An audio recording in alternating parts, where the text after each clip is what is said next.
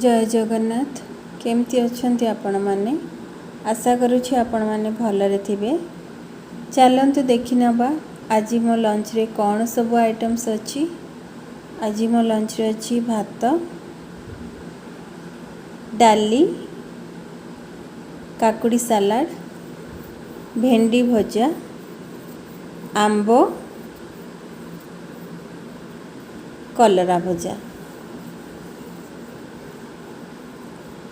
जदि आपण मानकु मोर आज रही लंच थाली पसंद आसथिबो ताहेले मो वीडियो को लाइक करने को जमार भूलिबेनी। पुणी मिसिबा आ गोटे नुआ वीडियो सहित।